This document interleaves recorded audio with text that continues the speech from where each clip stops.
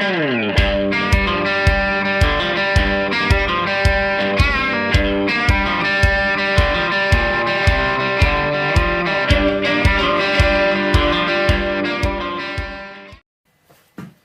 folks, right, quick little video explaining all about my MK1 Mors kochanski tribute knife. Now the knife started off being called the Mors kochanski tribute knife, but I have got another one, the MK2, so it's now just called the MK1. Right, I got two examples to show you, and these are my users. I haven't got any I've made in stock because they basically, as soon as I make them, they go. And I haven't got anything in stock. So first of all, I'm going to show you my MK1 in 01, which I've had for quite a while. Bear in mind, these are both users. Right, so here is the knife. And this is in 01 carbon steel. It's got 3 lanyard tubes, because if you're familiar with Mors's book and you read in there, he describes a knife with 3 tubes so you can lash it to a stick for either cutting something up high or cutting grasses for bedding or thatching. So that's where the idea of the 3 tubes come from. It's got a protruding tang, so if you need to hit it with a baton for any reason, if you're splitting wood, that's what the protruding tang is for. I do a 0 Scandi grind on virtually every knife I make, and these are 13 degrees each side. Some people think it's a little bit on the steep side, but let me tell you something, they do not chip. They stay sharp for a long time and they're very resilient. My knives aren't hunting knives, they are meant for processing wood. The blade is a tad over 4 inches long and it's got a slight drop in it. It's a very resilient tip, so battening is not a problem at all. And that is the MK1. This particular handle is a bit of a signature handle for me. I've done quite a lot of these, and that's a thick orange liner and green canvas micarta on top of it. So that's the knife. Show you the sheath. This is my sheath. It's got skulls on it, and on the back it's got orange, just in case I put it down. Actually, these are just pieces I had left that didn't match, so that's why I used them. Take no notice of that, there's no need for it.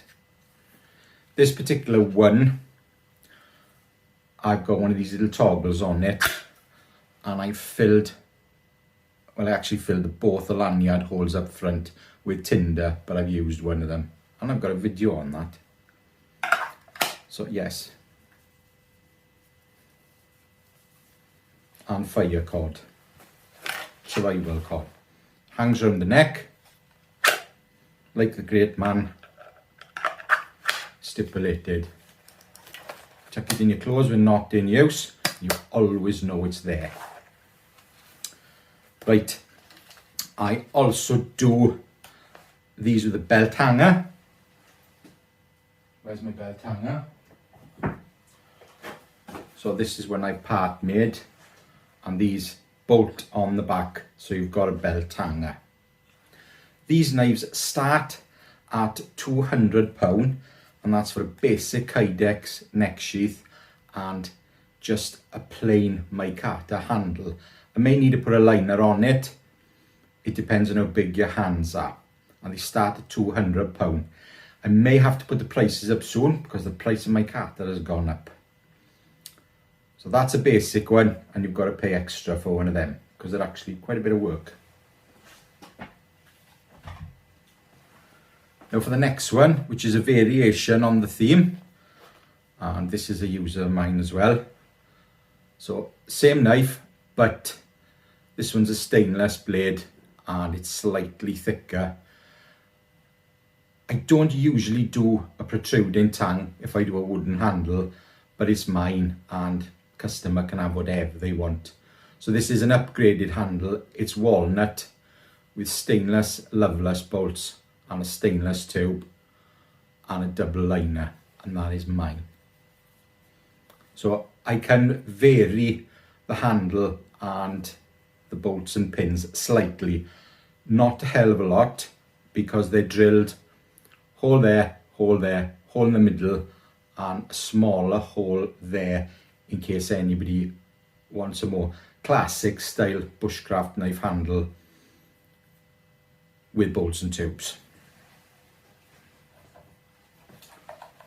And this one is in a dangler sheath with a D-ring, which I clip on a thing on my belt, and I supply these in either a dangler or a belt sheath, and I also do them in a flat leather neck sheath as well.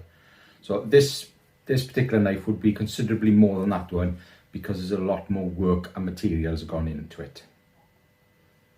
Right, I hope that's enough information for you. One little thing I'll add is I came up with this knife during the first lockdown. I couldn't go to work. I haven't always been a full-time knife maker. For about 15 years, I was a hobby knife maker, just making and selling a few. But lockdown came around with the COVID virus and I needed to make some money because I couldn't go to work. So I came up with this knife and it sold well. I've made quite a lot of them. They are very popular. I did think when I brought the Mark II out that people would stop buying these, but no, I've actually got more orders in for these than the Mark II. I'm hoping in the future to get these made out of ABL, 3.5mm thick, so it'll be the same as this knife. So that's on the cards later on in the year. They are currently available in 01 and I've got a few in RWL 34 left. But they are more expensive because it's more expensive steel and it eats through belts, so they do cost more. If you look on my website, all the pricing's there, you can work it out. If you want one of these in whichever configuration, just either email me, my email address is on the website, or contact me through Instagram. Email is preferred. Thank you for watching. I appreciate your comments, I appreciate your views, and I always appreciate a thumbs up. Till the next time, ta-ra.